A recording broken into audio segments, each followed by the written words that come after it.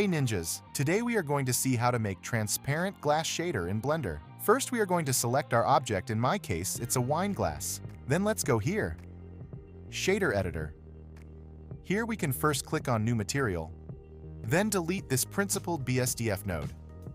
For simple method you can add just glass node, and you will get a nice looking glass shader with IOR 1.5. But this is very basic.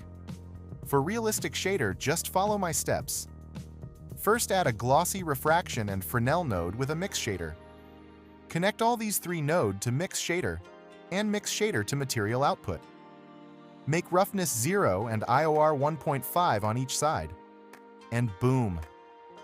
Here you have nice looking transparent glass shader in Blender. Thanks for watching, guys. Keep improving.